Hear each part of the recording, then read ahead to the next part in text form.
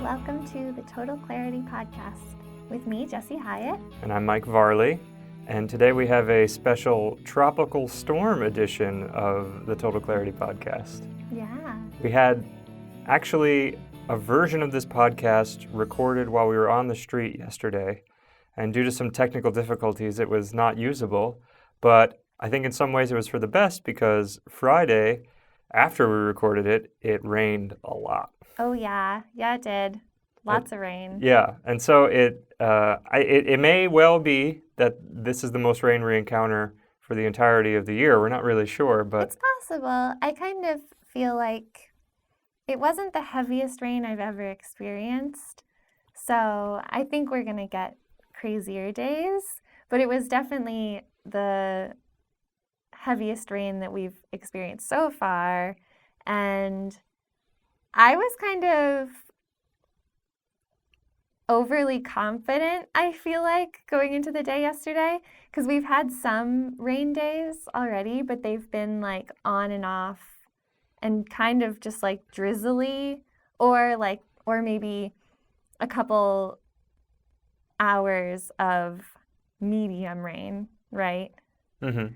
And just putting on a rain jacket over everything with the hood up has been perfectly fine. And then yesterday, that was not perfectly fine. Yeah. Well, I'm excited to say that we walked through a tropical storm. That feels good. Yeah, oh yeah. I mean, I guess perfectly fine.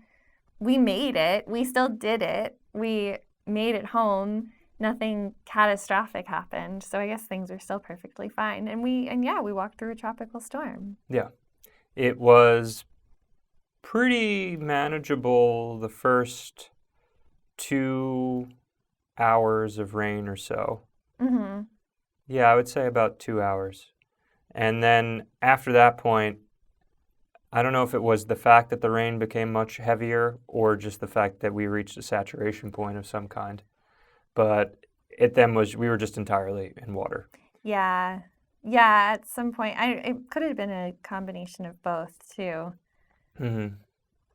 It was at the point in our route where we were, would you say about 2/3 of the way through?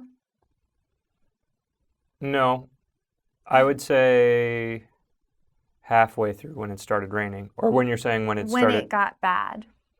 When everything was waterlogged, yeah, it was probably about 2/3 through. But about halfway through the day it started raining. Yeah. So we made it through whatever that would be. Half a third or a sixth or something of the day of the rain time was fine. I did not know math would be involved. It didn't rain for the first few hours, and then it rained for a few hours and we were good, and then the final few hours, it wasn't uncomfortable in the way that some of the other things we've been dealing with are uncomfortable. It was a little preposterous, so. Yeah, I think so basically what happened is that it was raining, we were fine. It was kind of raining on and off at first. We'd have the raincoat on. We have raincoat, rain pant, suit, and then we also have rain shoes. And all of this is meant to be 100% rainproof, and the rain is supposed to just fall right off of it, right? So the pants were great. The pants stayed on the whole time. The coat, I was able to take it on and off because it was kind of raining on and off. And even when it was raining heavy, I felt perfectly comfortable and my feet were dry and everything was good until that point in the day where it really started coming down and we had been in rain for a few hours already. And that's when my shoes stopped being waterproof. Just all of a sudden, my feet were completely dry, and I had been like stepping in puddles, and it had been raining for a few hours, so it was raining on top, and there was water on bottom, but then all of a sudden, my feet were just waterlogged. Yeah. So I don't know exactly what happened, but... Yeah. I think probably just stepped in a couple of puddles too confidently, and then it just became the thing. Yeah. But, I mean, I was trying to avoid puddles, and it eventually happened to my shoes as well. So yeah. that yeah, so we have actually like 8 or 10 total rain apparel pieces. Yeah. So, because we only wanted to order like 1 or 2, and we found this vendor that does them that met our standards for our clothing aspect of the project. Yeah. Do you remember what it was called? I don't know offhand. Started with a G, I think. They're not union, but they were ethically produced as well. Yeah, they're produced locally Yeah. too. And they're known for their work gloves. Yeah.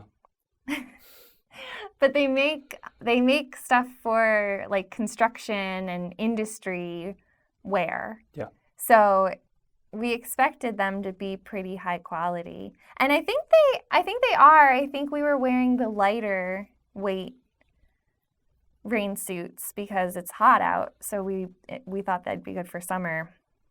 So we're just gonna have to keep testing them. We'll test the thicker ones and see if those work better. Yeah, it was our intention only to get a couple, but we wanted them branded, so they have our logos on the back. Yeah. And there was a minimum order of like 10. So, but it's been nice because earlier in the week when it was raining, we just have ponchos. Gailton. Sorry to interrupt. No.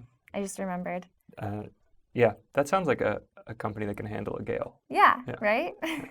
So it's the poncho's been very nice because it's just something you can throw on and off, kind of just shake it off of water, and also it goes over the backpack, so that's nice. But these other ones, they can only hold up to a certain amount, which we went through a tropical storm. It's not really like something that I would expect. Yeah, we really put it to the test. Yeah.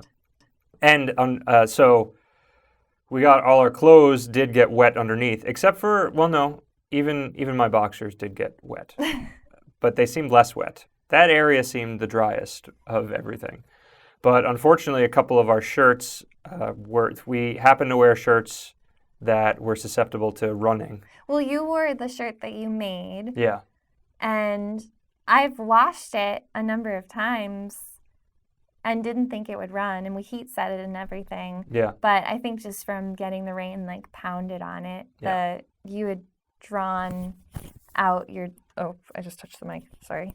You had drawn out your design on the shirt in Sharpie, I think, right? Mm-hmm. Which like should be pretty permanent. Yeah. But I think just the amount of rain, and it was all going in one direction and for hours, and that's not how you wash clothes, and that's not how you sweat, and I think it just kind of took it for a loop. It's not bad. It doesn't still look bad. Kind of cool. All of our clothes are off camera, so right, we're looking at it right now. Them. But it's not as bad as it could have been, and also, I think part of the project that was interesting to me was seeing how the clothes would react after a season's worth of wear under intense circumstances. Yeah, and so we're already learning week 3. Yeah. 2 of our shirts have gotten some stuff happening to them. Yeah, and my shirt was the union shirt, which it's just screen printed on the front, so that didn't get affected. But I chose, and I even thought about it in the morning. I was picking out a hat to wear, and I picked this hat that Mike tie-dyed for me like 3 years ago, and thinking that it would be fine because I've had it for so long, and I've worn it, I've washed it, it's gotten wet a million times because I usually wear it in the rain. But I did even think about it because it's tie-dyed with black and dark blue and purple, and I thought, wow, this might, I thought maybe my face was going to get dyed, or like the part underneath the hat might get dyed, but I didn't expect what actually happened is that it dripped somehow down right onto my shoulders. Yeah.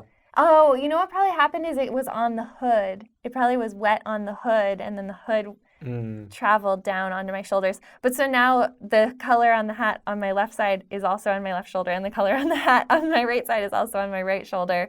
It kind of lightened. I did a little rinse of it, and I think, I'm a I think I can color remove it if I choose to, or I can lean into it and put some extra color on it to match the rest of the outfit. We'll see. Yeah, the shirt is already white, so it wouldn't be unreasonable to potentially dye it further. Yeah.